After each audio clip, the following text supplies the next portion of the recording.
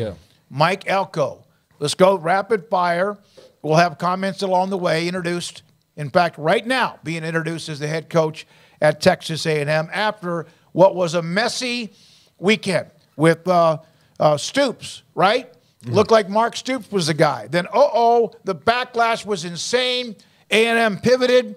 And to me, not sure why this wasn't the first choice, other than maybe talking to Jeff Traylor seriously in the first place. Yeah, I wonder, like, I don't know if those trains necessarily collided directly of the backlash of the Mark Stoops news leaking, or Mark Stoops decided not to go and A&M had to pivot. And so then the backlash was like, well, it was never going to happen anyway. So you're lucky. Yeah, he said no. But that news probably should have never gotten out. But yeah, Mike Elko is a great choice for A&M. A&M needs to focus on this. They need their Bob Stoops, which could have been Mark Stoops for all we know, or their Sonny Dykes. And I know Sonny Dykes just went 5-7, but you can compare, especially recently, the roster at A&M is pretty talented by all accounts. The roster at TCU was really talented by all accounts when Gary Patterson got fired and he'd completely lost the locker room. And his kind of cantankerous ways had grown tiresome. So Jimbo Fisher, same thing was kind of going on at College Station. If Mike Elko can win back that locker room and keep that roster intact and improve on some things that they weren't doing, A&M can be a contender next year with the guys that they have, more than likely, but it's still a tough thing to do, especially in the league that they're in. Yeah, I'm sitting here kind of looking down periodically to see if there's any interesting quotes that come out, because he is being introduced right now, and they've got all the pageantry set up for the big introduction. But, yeah, I'm curious to see what the final story is on what actually happened. You know, what is the actual tale of what happened with the Mark Stoops reports. And there was a lot of, like, sloppiness going on around as far as the rumor mill goes on Saturday in particular. But, a lot of well-respected reporters had the Mark Stoops news out there, and then next thing you know, I remember telling my future brother-in-law, because we had talked about it previously, of like, oh my God, I think A&M's about to hire Mark Stoops, and he just had this confused look on his face, like, what? Like, and you know what? Mark Stoops is a really good coach. Like, I bet he could go to A&M and win some games. Yeah. But is it the level of excitement that you were looking for from your supporters? I suppose not. How all that, again, unfolded, I don't really know what to believe at this point, because I know I don't trust every A&M source on. No, it wasn't. They didn't bend to pressure. This was what it always was supposed to be. I don't really believe that. I also don't know that they entirely caved to the fan base. I don't know. Somewhere in the middle. It's probably it worked out for the people who didn't want Mark Stoops. Yeah, that's all sure. that matters. Although if you're mad about Mark Stoops and you're excited about Mike Elko, you're an A&M fan. You're excited about Mike Elko because you know him, because he was there. But head coaching wise, they're kind of the same. Yeah, I mean, it's not all that different. Yeah. But you do know him. There's more familiarity. He's been in Aggie Land recently.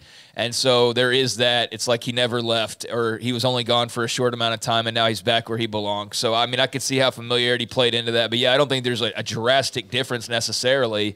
But I can see where, Mark Stoops was a bit uninspiring, I suppose. But then again, anyways, that's a good hire for A&M. I mean, they got back to where they probably just need to be, and I think they could have gotten there, a variety of different ways. But Mike Elko made sense from the start. He makes sense now, and I think he'll do a really good job there. And, I'm excited to see what a Jimbo level of a head coach, with just all the circus that's sort of surrounded that, a guy who can just go in there and get his hands dirty and, do it his way, is going to be able to do in College Station. Mark Stoops won at Kentucky, and Elko won at Duke. Now, we know they had Cundiff before that. He had done a really good job there, but they have one where they're really known as basketball schools.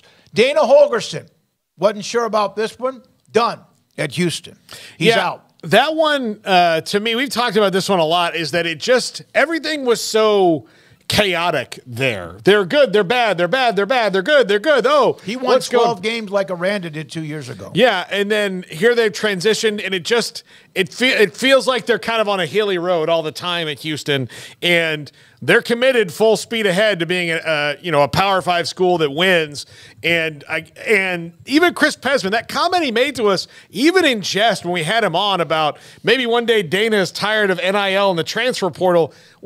I don't completely think he was totally kidding there, and that Dana Holgorsen's a guy that probably doesn't like all that. It wouldn't shock me, honestly, to see him as an NFL coordinator one day, because you don't have to worry about it. You just coach. You wake up in the morning, you call plays. That's what you do. Justin, he won 12 games playing the bottom tier of AAC teams. He still won 12 games. It's hard to do. Yeah, I mean, I get it. Yeah. But yeah, like I think that they're probably they're doing this because, you know, the last couple years, AAC, Big 12, whatever, it's just been like this a little bit too much. Yeah.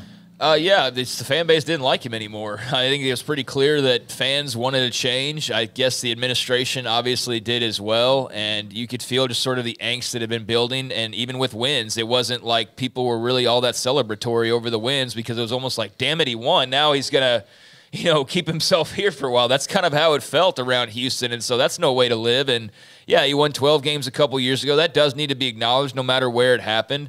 But unlike Baylor, they decided that, enough was enough. And I guess that probably ultimately comes down to personalities as much as anything. And situations are different and unique in their own right. But quite frankly, they followed 12 wins up with 8-5.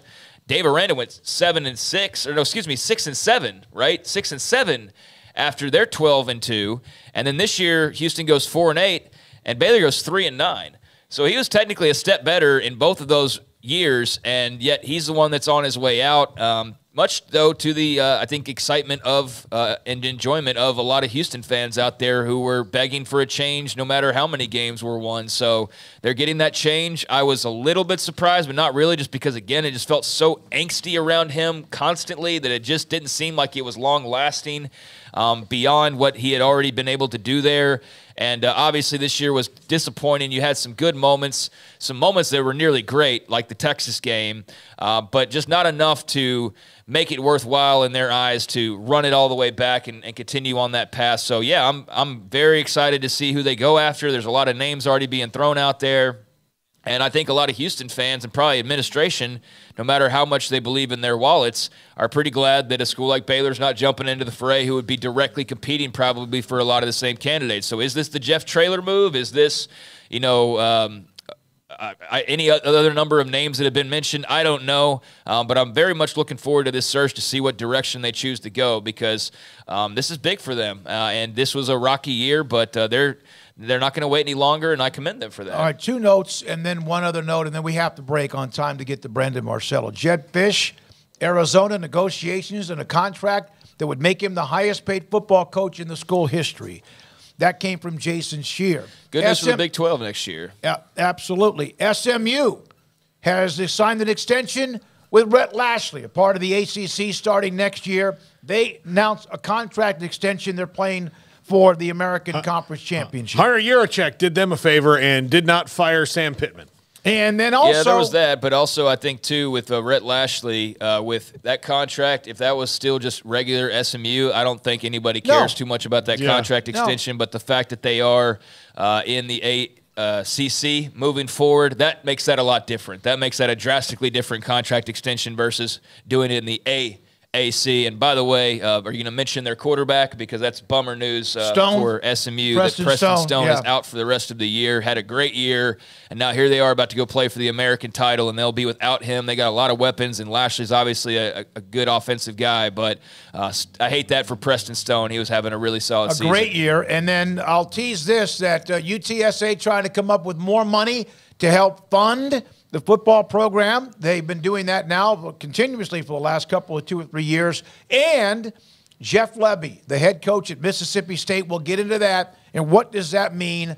But coming up next, we'll ask even Brandon Marcello